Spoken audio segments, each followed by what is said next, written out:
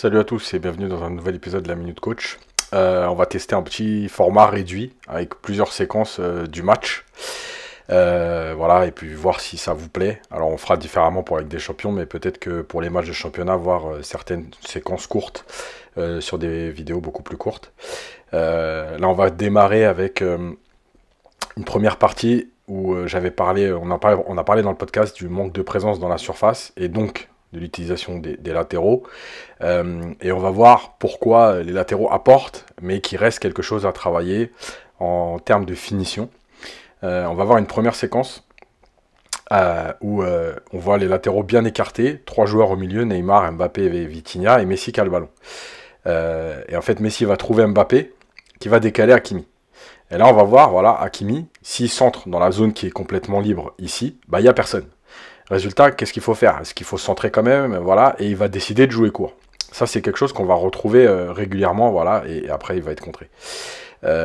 Tout au long du match. Là, on a une deuxième séquence un peu en contre, où on a toujours les joueurs libres, et on a Hakimi qui est à hauteur de Messi, et qui va déclencher son appel. Et là, on le voit, il est très haut, donc il a bien lancé son appel, et il est trouvé par Messi. Et sur sa prise de balle, on va voir que là aussi, s'il décidait de mettre le ballon devant le but, bah, il n'y a personne. Mbappé est à côté de lui, Neymar est trop loin. Donc là aussi, pourquoi centrer? Résultat, Hakimi va être obligé de bloquer sa course et de ralentir.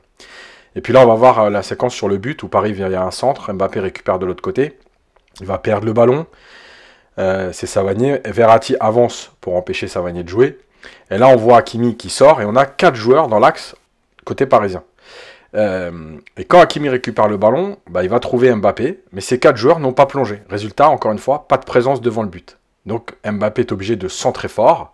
Heureusement, Sakho va être touché et marqué contre son camp.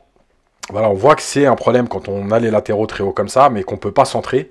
Paris aime le jeu court et il va falloir qu'il y ait un automatisme parce que ça va créer une variété beaucoup plus importante sur les offensives parisiennes. Voilà. Vous rappelez, comme d'habitude, de vous abonner à la chaîne YouTube de Paris United, de liker et de commenter et de me dire si ce format un peu court, rapide, vous a plu. Et moi, je vous dis à bientôt.